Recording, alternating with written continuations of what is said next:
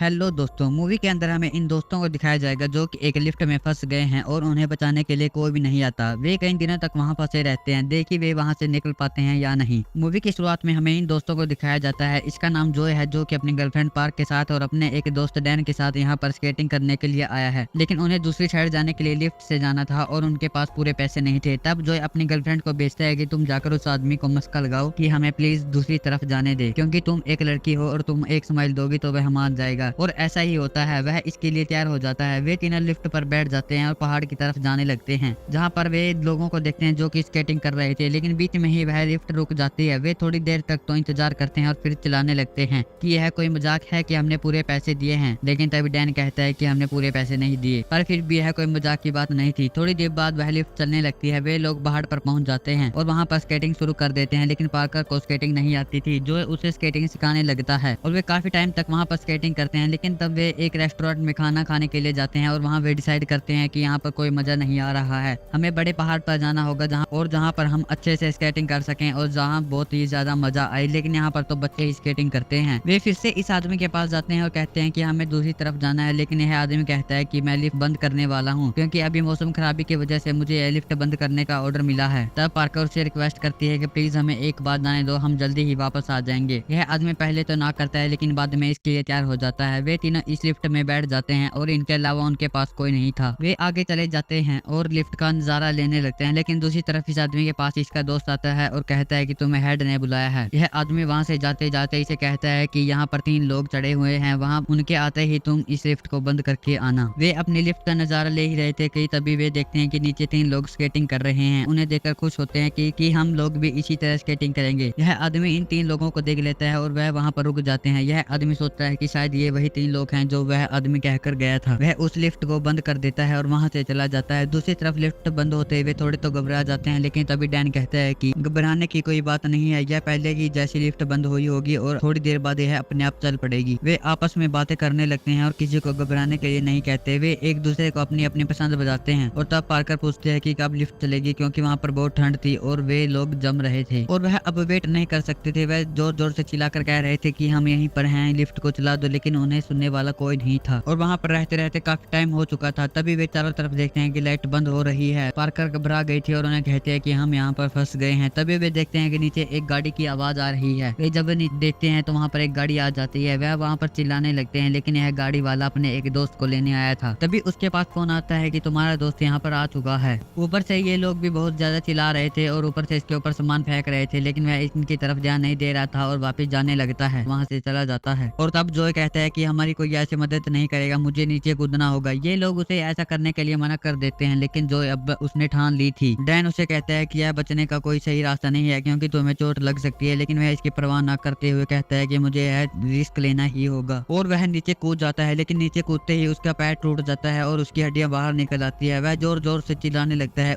और ये भी चिल्लाने लगते हैं। तब डैन उसे हौसला देने लगता है कि तुम ठीक हो जाओगे, हम तुम्हें अस्पताल ले जाएंगे। वह ऊपर से एक स्कार्फ है ताकि वह अपनी हड्डियों को बांध ले और खून को रोक सके। तभी डैन नीचे देखता है कि वहाँ पर किसी भेड़िए की आवाज आ रही थी। वह उसे कहता है कि घबराने की कोई बात नहीं है, वह सिर्फ कुत्ते हो सकते हैं। तब डैन कहता है कि मुझे दूसरी लिफ्ट पर जाना होगा, क्योंकि वहाँ पर पोल पर सीढ़ियां लगी हुई हैं, जिससे शायद मैं जोय की मदद कर सकूं। वह ऊपर तार के सहारे आगे जाने लगता है, लेकिन वह उसके हाथों पर चुभ रही थी। वह अचानक पीछे आ जाता है और देखता है कि जोय के चारों तरफ भेड़िए आ गए हैं। जोय चिल्ला चिल्ला कर कहता है कि तुम पार्कर को नीचे मत देखने देना। वे दोनों ऊपर रो रहे थे। तभी हम देख पाते हैं कि नीचे से बहुत ही ज्यादा चिल्लाने की आवाज आ रही है और अचानक चारों तरफ शांति हो जाती है, जिससे पता चलता है कि वह मर चुका है। वे दोनों बैठकर रोने लगते हैं और एक दूसरे को हौसला देने लगते हैं। वे सोचते हैं कि उन्हें सुबह तक इंतजार करना होगा ताकि शायद कोई उनके लिए मदद करने के लिए आ जाए। और देखते ही देखते सुबह हो जाती है। जब पार्कर देखती है तो उसका हाथ एक लोहे के इसके ऊपर जकड़ा हुआ था। वह अपने हाथ को स्लोली से उठाने लगती है, लेकिन वह नहीं निकलता। तब वह अपने हाथ को पूरी हिम्मत से खींचती है और उसकी आधी स्किन उसी पर रह जाती है। और तब डैन भी जाग जाता है और उससे कहता है कि तुम ठीक हो। वह कहती है हाँ मैं ठीक हूँ। डैन कहता है कि हमारा सहारा अब कोई नहीं रहा, हमें खुद वहाँ पर जाना होगा। वह फिर से खड़ा हो जाता है और कहता है कि अब मुझे दूसरी तरफ जाना ही होगा। वह तार के सारे दूसरी तरफ जाने लगता है। तभी लिफ्ट का एक स्क्रू ढीला हो जाता है, लेकिन वह किसी की परवाह न करते हुए आगे जाए जा रहा था। उसके हाथों पर बहुत दर्द हो रहा था, लेकिन वह इसकी कोई चिंता नहीं कर रहा था। तभी हम देख पाते हैं कि नीचे बहुत सारे भेड़िए आ चुके हैं। देखते ही देखते वह इस लिफ्ट के पास पहुंच जाता है और भेड़ियों को देखकर वह पार्कर को कहता है कि तुम मेरी स्टिक नीचे फेंक दो, ताकि मैं जब नीचे जाऊं तो इससे अपनी सेफ्टी कर सकूं।